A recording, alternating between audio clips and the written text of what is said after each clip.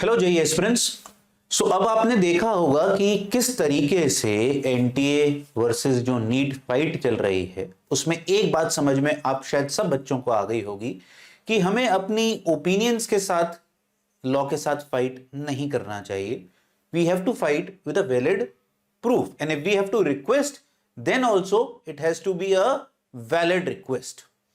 तो अब मेरा, आपने अगर वीडियो पार्ट 1 की देखी हो जो मैंने बनाई थी, that NTA should respond to JEE aspirant also, continuing that what we should request NTA for JEE community also. क्या रिक्वेस्ट करें जिसपे अगर हम सुप्रीम कोर्ट तक की बात करते हैं तो it makes a valid sense, illogical नहीं। आप प्लीज बच्चों समझो, हर चीज की डिमांड करोगे ना, आपको सुप्रीम कोर्ट में घुसने नहीं दिया जाएगा। वो कहेंगे यार हमारे पास इतना समय है क्या कि हम हर किसी की ओपिनियन को आंसर करते बैठे रहें, देश चलाएं या ओपिनियन सुने। तो ओपिनियंस पे नहीं जाना है, लेट्स टॉक सेंस हियर। तो सेंस की बात यह है, सब बातें अगर हम कंसिडर करें, मैं तो कहता हूं हम अगर सिर्फ पिन पॉइंट करके एक रिक्वेस्ट करने को बोलें तो क्या वो ये एक रिक्वेस्ट हो सकती है कि सर हम 10 रिक्वेस्ट नहीं चाहते जेई वाले, हम सिर्फ एक रिक्वेस्ट चाहते हैं। तो my point which I am trying कि मैं एक खुद से पिटीशन तो क्या ही फाइल करें, बट रिक्वेस्ट डालें हर जगह, हर social media platform plus NTA. वो क्या होनी चाहिए, प्लस जो लोग ऑलरेडी एनटीए के अगेंस्ट, अगेंस्ट भी गलत वर्ड है, जो एनटीए के खिलाफ अगर हम हिंदी में करते हैं वो भी गलत वर्ड है, तो इससे आपका केस वीक पड़ता है। हम अगर एक एनटीए को रिक्वेस्ट करना चाहें जो ऑलरेडी नीट वाले स्टूडेंट्स उनके साथ कर रहे हैं, हम जेई वाले क्या कर सकते हैं। तो हमें नीट की बात अगर करें, नीट की प्रॉब्लम आइडेंटिफाई हुई तो हुई कैसे?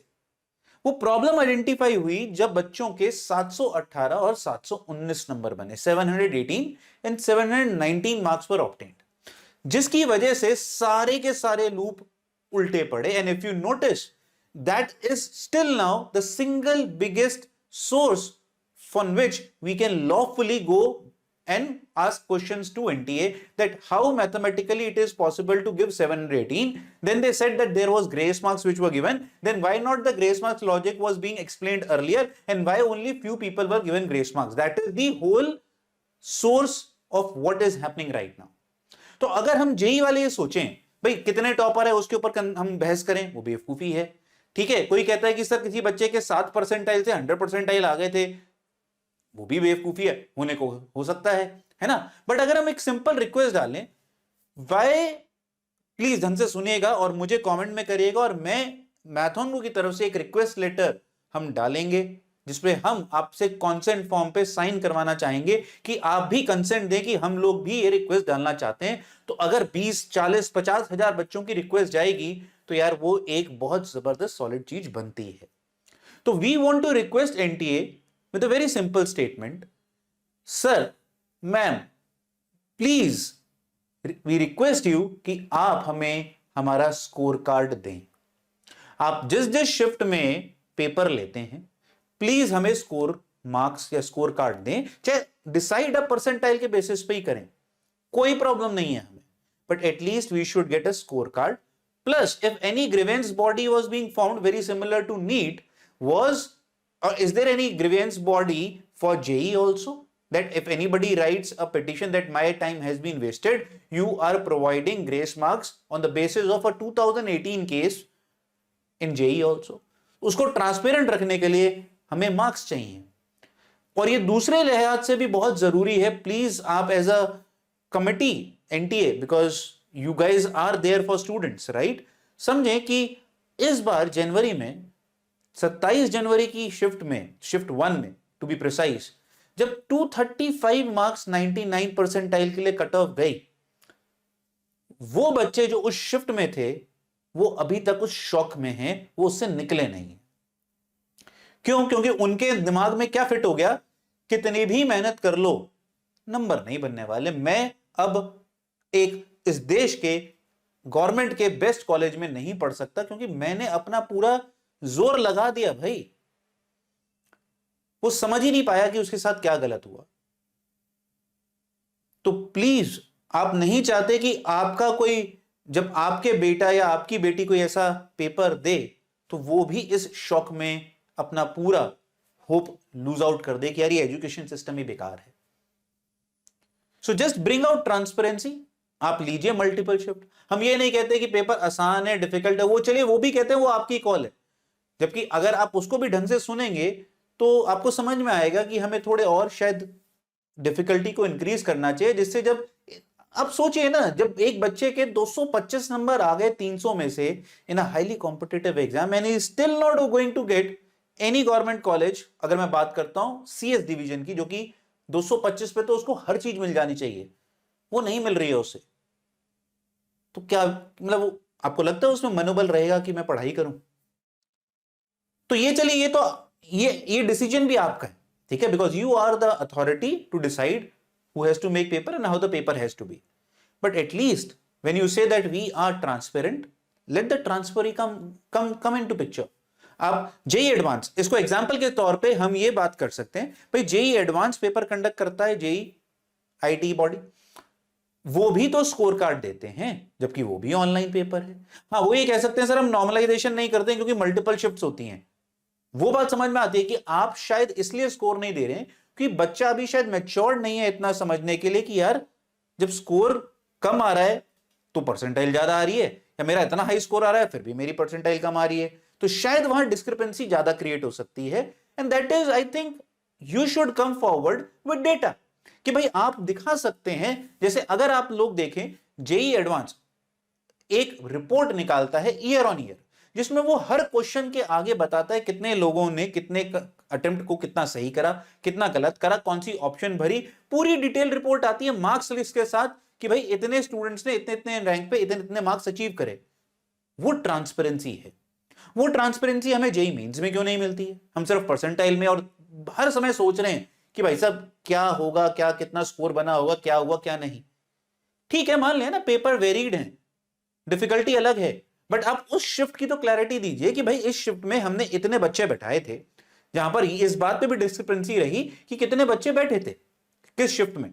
If more students come to one shift and if by luck, by unluck, whatever you want to call it, that more good students come in a single shift, then definitely average student will be missing things out. तो वो चीज आप clear करिए ना, हो क्या रहा है। अगर ये गलत हो रहा है तो क्यों नहीं सिस्टम को बदला जाए, बट ट्रांसपेरेंसी तो चाहिए ना। ट्रांसपेरेंसी के बिना हम कैसे उम्मीद कर सकते हैं कि हमारे देश का युवक हमारे देश की तरक्की का भागीदार बनेगा। फिर हम कहते हैं ब्रेन ड्रेन हो रहा है। आप अगर जगह जगह पढ़ें, हल्का सा ये रिक्वेस्ट है एनटी के ऑफिशियल से, बिकॉज हमें पता है यार, ये हमें समझना चाहिए बच्चों की प्रेशर उनके ऊपर भी है। ऐसा नहीं है कि सिर्फ आपके ऊपर है, उनके ऊपर तो प्रेशर होता ही है, क्योंकि वो दिन भर, देखा जाए आपका सीजन अभी हुआ और खत्म हो गया, उनका तो सीजन पूरे साल चल रहा है, इतने पेपर लेने हैं उन्हें।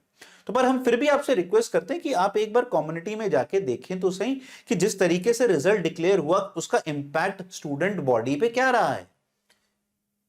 हम जैसे प्रोडक्ट बनाते हैं कोई, तो हम बार बार कहते हैं ना, product is made for users, right? Services are made for users, whether those services are getting utilized properly by the users for which it has been intended to use, वो एक पार्ट ऑफ सिस्टम है।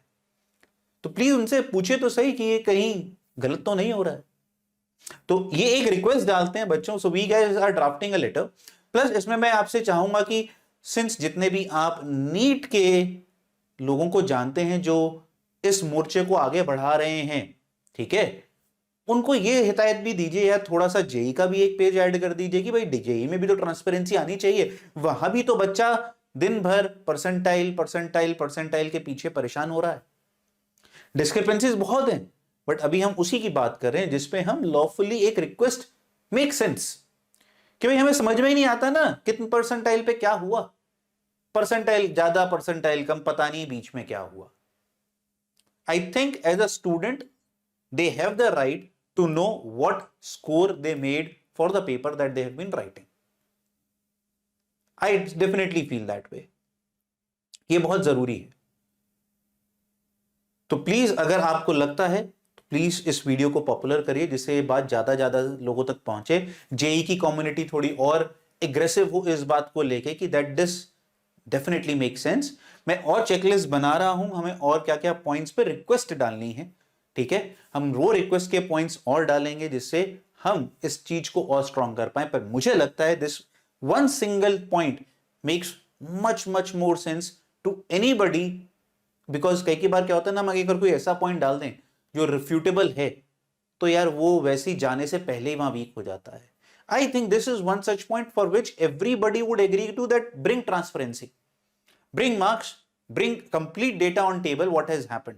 कई बार तो ऐसा होता है कि बच्चों का जो रिजल्ट आता है, जो उनको अपनी जो उन्होंने मार्क करा हुआ होता है वो दिखाया जाता है और 2 दिन बाद वो गायब हो जाता है। अरे आपको गायब क्यों करना है?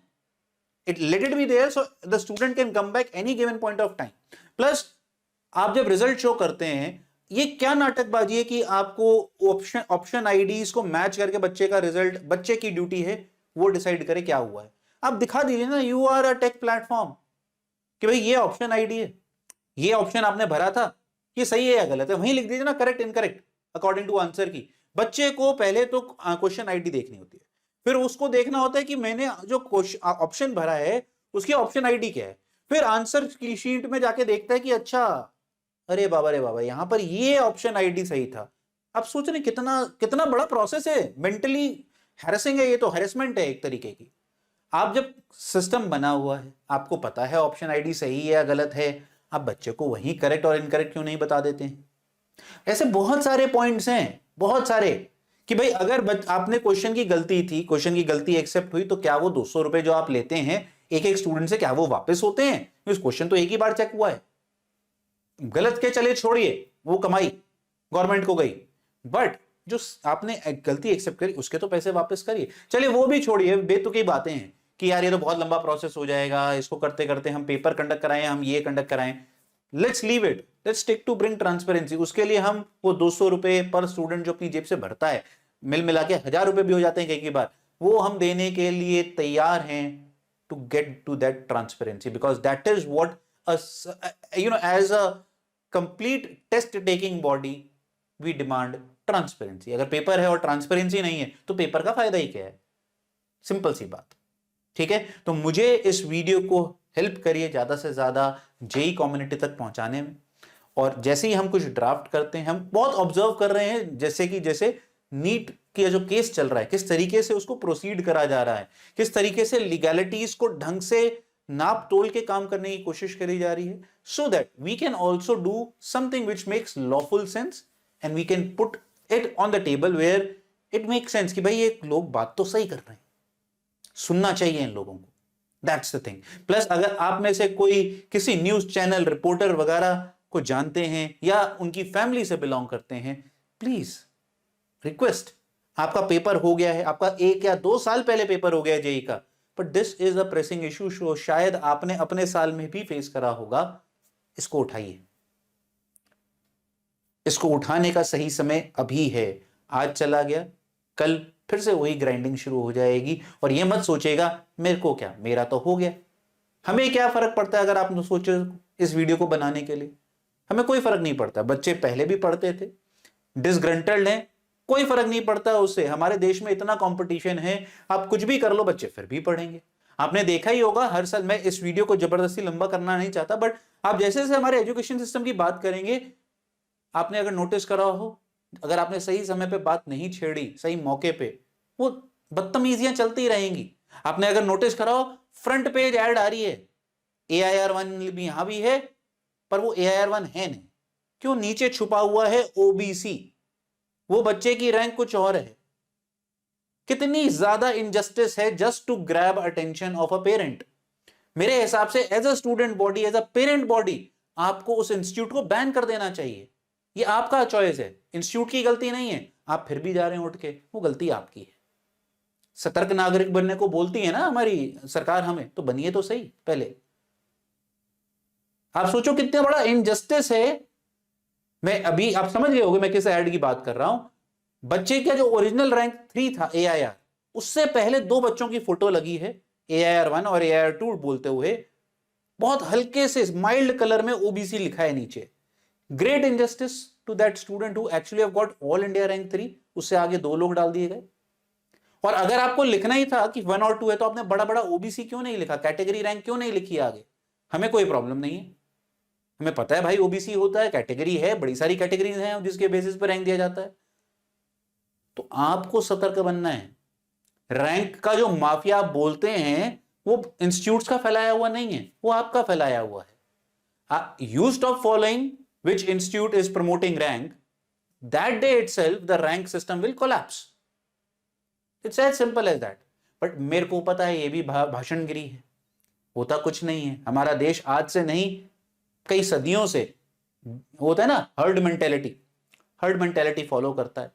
सामने वाले ने कर लिया, मैं भी वही करूंगा। सतर्क बन जाएंगे तो शायद लिटरली जो हम कहते हैं हमारा देश का तरक्की होगा, शायद वो हो, नहीं तो हम सब हाइप का शिकार, फोमो का शिकार बन के रह जाएंगे। मुद्दे पे वापस आते हैं, इधर उधर डाइग्रेस नहीं होते हैं। क्या आपको ये बात सही लगती है कि जेई में भी ट्रांसपेरेंसी होनी चाहिए, मार्क्स डिक्लेयर करे जाने चाहिए? क्या यहां पर भी ग्रेस मार्किंग की प्रोविजन होती है या नहीं? इस मुद्दे पे बात करते हैं। और क्या मुद्दे हैं बताते जाइए, उनको सोचेंगे क्या वो लीगली एक वैलिड पॉइंट ऑफ एक्शन बनता है या नहीं, और फिर एक रिक्वेस्ट लेटर ड्राफ्ट करते हैं।